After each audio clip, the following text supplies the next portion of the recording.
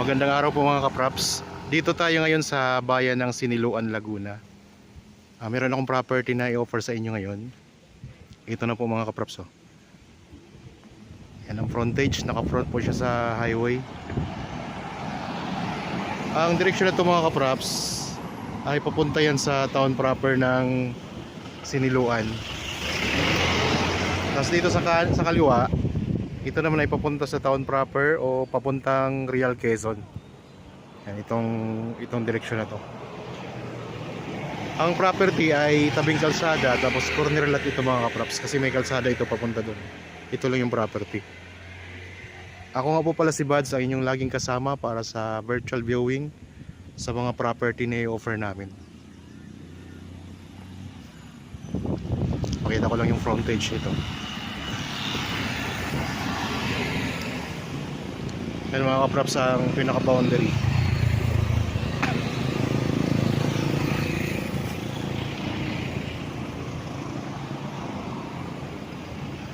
Ito yung property.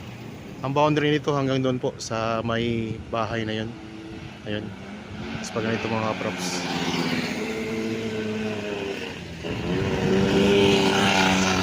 Magandang dito.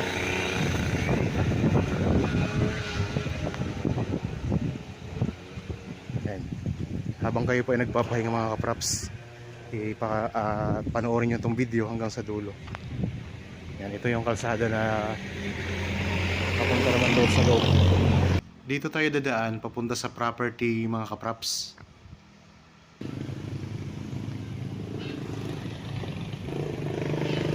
Meron ng linya ng kuryente. Maraming nadaan po dito galing sa Real Quezon.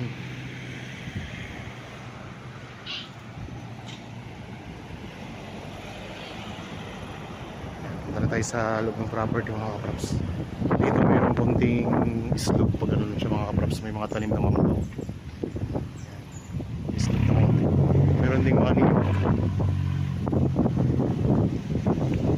Sa kalsada dito, putol pa lang po yung sementado. Pero diretso na po yan ang kalsada mga kapraps.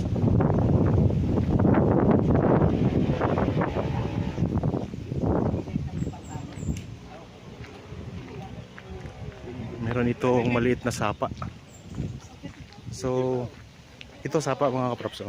Bali itong nasa unahan, itong tabing highway mga kapraps, ito ay tax declaration lang ang papel nito. Tapos ito naman yung kabila. Yan, itong kabila mga kapraps na titled po ito.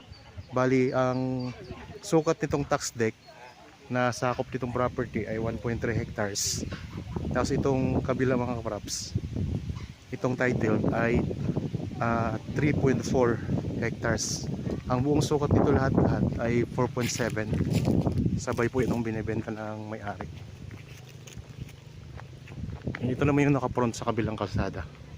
Dito sa hindi pa sementado. Elevated po yung loop sa kalsada.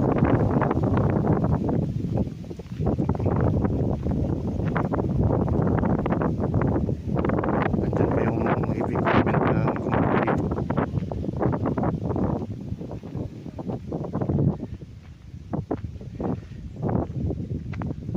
Ang bayan po ng Siniluan, Laguna ay katabi po ng FAMI. Tapos boundary na siya ng probinsya ng Quezon. Bali ang mismong katabi na nito ay Real Quezon. Marami itong mga tanim.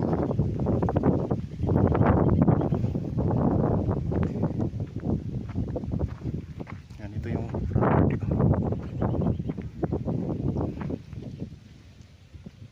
Kasama ito.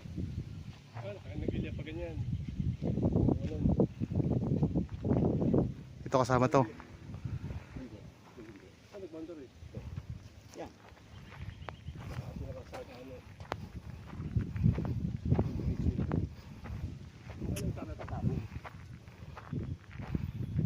Pwede tayong dumaan dito tay. O sa taas pa. Saan tayo dadaan papasok?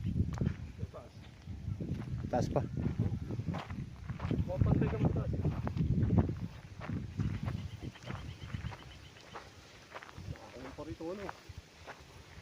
Daming mangga, no? Magkano na tayo? Nasa 600 puno yung mangga. Kalabaw. 600 puno ng mangga daw mga kaprops. Ano yan? Pikot nila. Pico at saka Kinalabaw. Meron tayong mountain views. Oh. Yan, ito yung kalsada mga kaprops. Oh.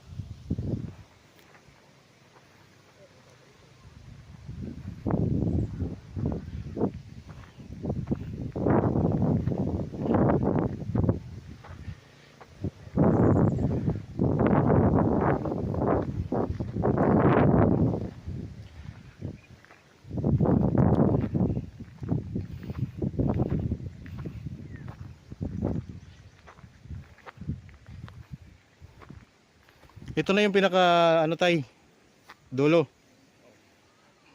Yan, ito na yung pinaka dulong boundary dito sa likod. Kalsada po ito eh. Tapos ito yung property. Ang daming manggaw.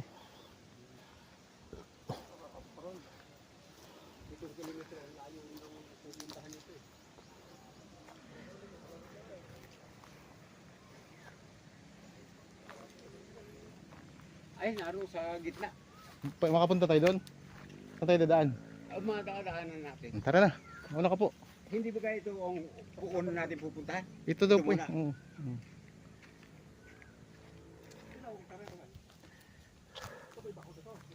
Dito muna tayo sa ano, Ito 5. 4.7 hectares. Yun ang andun, 2. Ang daming mangga. Ito 5 ito eh.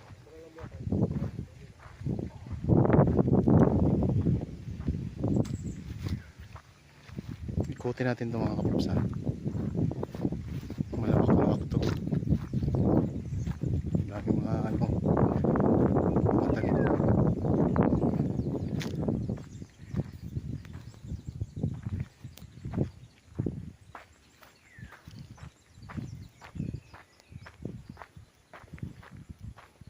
Ang daming bunga ng niyog.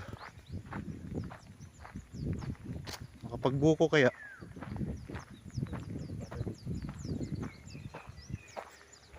Yan si tatay yung kasama natin.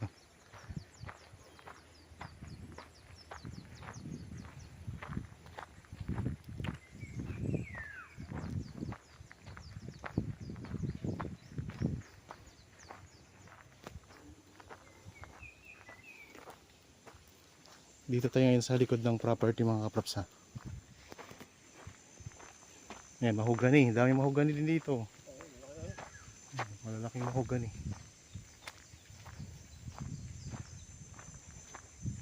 Tapos meron itong sapa.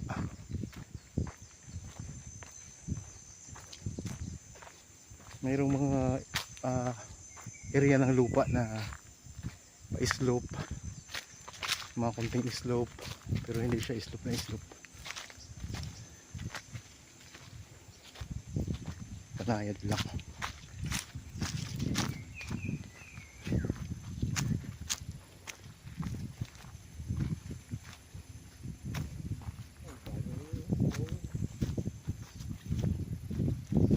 Dami mahogani. Meron din pala itong puno ng nara. Yung mahogani oh. Dami siya mahogani mga kaprops.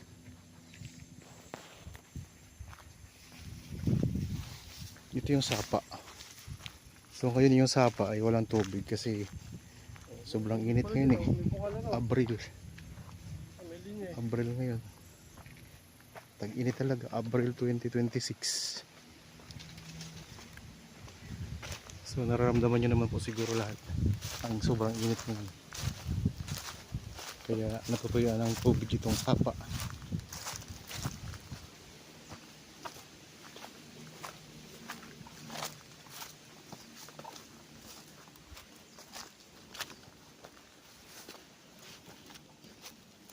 Ay, medyo akyatin na konti. Maganda siya gawan ng design ng lupa.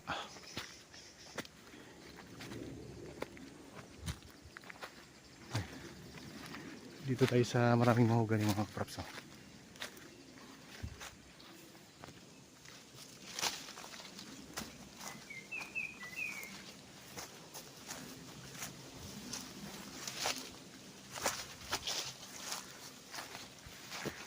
Ito yung sapa. Ayan, mababang party.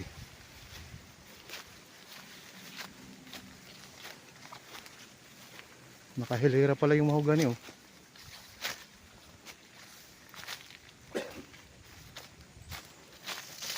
Daming niyog.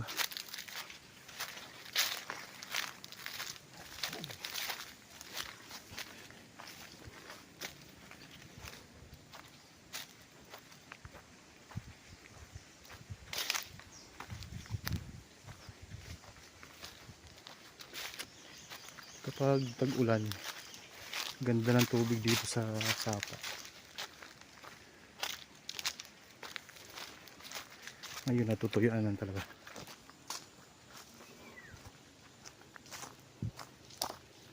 Yan, pumasok tayo dito sa loob mga kapraps. Sa loob tayo ngayon.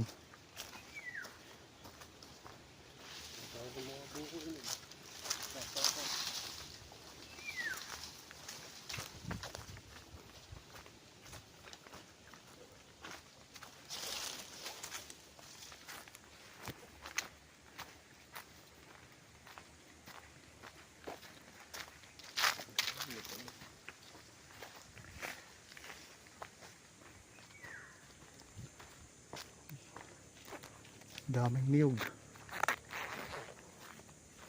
Dito may pababa ulit ng konti.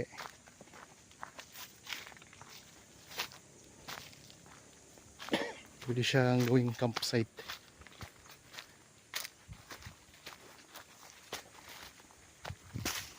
Tapos mayroong sapa dito. Ayan, may tubig sa sapa dito mga katrops. Ayan, may sapa siya sa loob.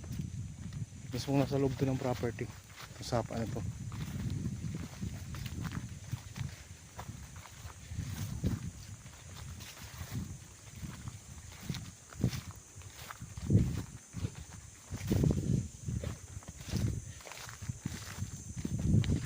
Tapos akyat tayo ulit. Mayroon ng linya ng tubig oh. May tubo na dito sa loob mga kaprops.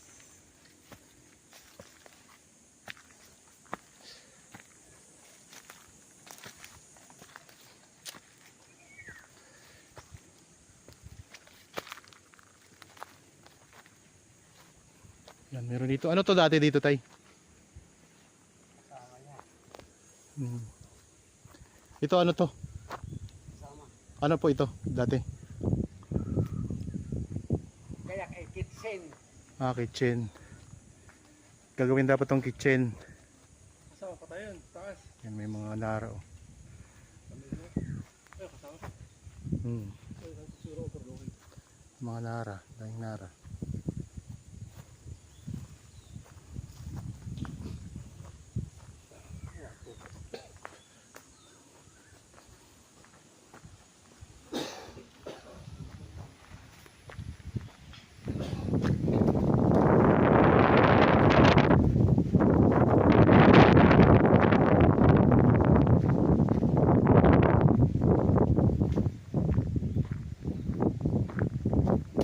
Dito tayo sa loob mga kaprops ng property.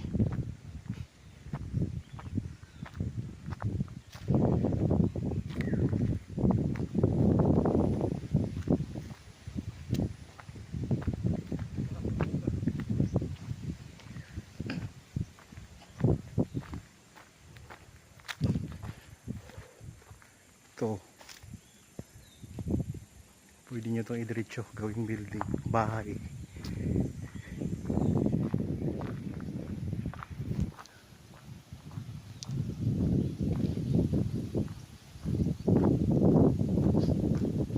Ang hangin.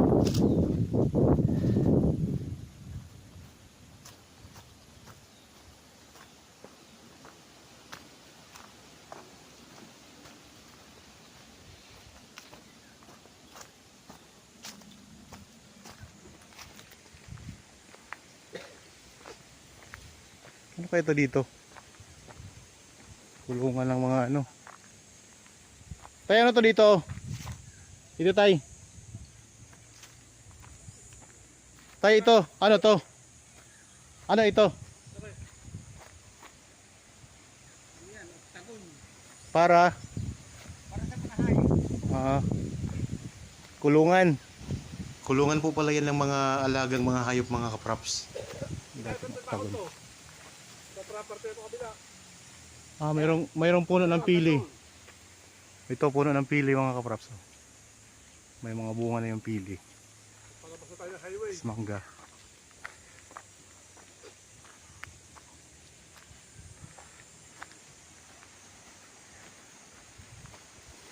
Meron din yung hagdan-hagdan.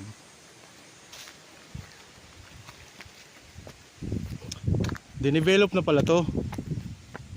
Dinevelop na dati. Oh, dinidevelop sana. Oh.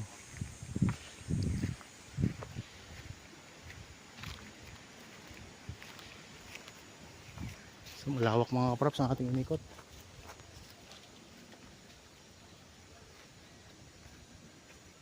Yan, dito tayo sa gitna ng property. Ikot ko lang ang camera. Daming mangga. 600 na puno ng mangga daw dito. Ang meron sa loob. Yan, may mga tanim na rin nag-rawaw grass oh. Lupa.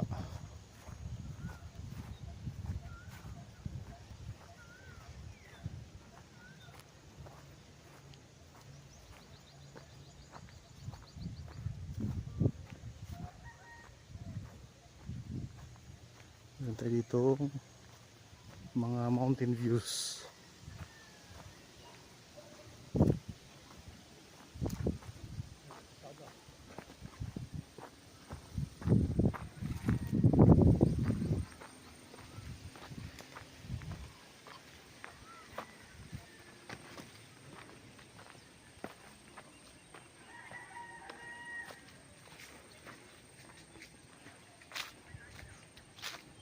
May balimbing. Yan, umiko tayo mga kaprops. Dito na tayo sa kalsada. Yan, ito yung unang pinakita ko sa inyo kanina na nasa taas. Ito na doon sa kalsada.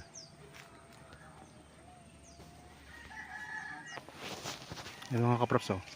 Ang mga tanim dito na nakita natin kanina pag ikot natin ay mga puno ng mangga, maraming niyog, may puno ng pili, tapos mayroon ako nakita na puno ng avocado. Ito pala mga kaprops, puno ng avocado, mayroong santol. So kung gusto nyo i-develop mga kaprops, naman nabili nyo itong property, ayan lang ang ang kalsada mga kaprops, highway. So galing tayo dyan kanina, simula ng video na to. Bali, yung kalsada na yan, pag tayo po i-diretso, pag ganun, yan po ay papunta nga sa Real Quezon. Tapos dito sa kabila, pakaliwa tayo, ito ay papunta sa town proper ng Siniluan. Ang distansya nito sa town proper ng Siniluan ay nasa, estimated ko lang po mga kaprops, mga 8 to 10 minutes travel time. So ang lupa hindi siya totally patag. Meron siyang mga part na pa-slope at meron din siyang part na patag mga kaprops. Maganda siya i-design. Pwedeng gawing campsite ito. Tapos pwedeng magtayo kayo dito ng resort mga kaprops. Yan, maraming dumadaan dito. Naka-front siya sa kalsada mismo, sa highway. Yan, dito tayo sa taas ngayon. Pababa tayo. Meron na ring riprap yung tabing kalsada nito mga kaprops.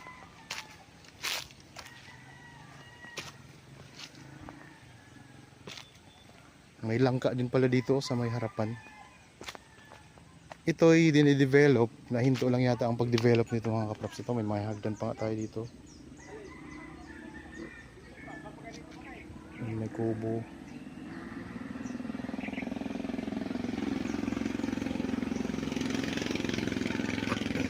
May mga puno ng nara. Balik tayo dito sa kalsada mga kaprops.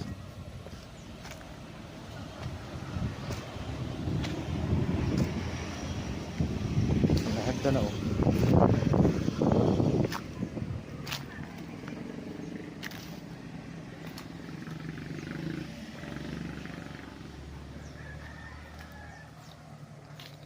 Yan.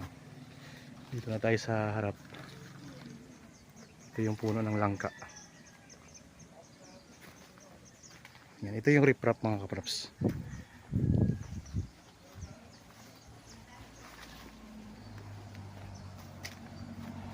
Kurbada, nasa kurbada siya oh. Kurbada. Yan yung dinaanan natin, papasok kanina. Yan itong riprap mga kaprops. So yun, naikot na natin yung buong property. Para po sa bago pa lang sa aking channel at napadaan lang dito sa aking channel, huwag niyo pong kalimutang mag-subscribe at pindutin na rin po ang notification bell para maging updated kayo sa mga bagong property na i-offer namin. Maraming salamat po, lagi tayong mag-iingat at God bless po sa ating lahat mga kaprops.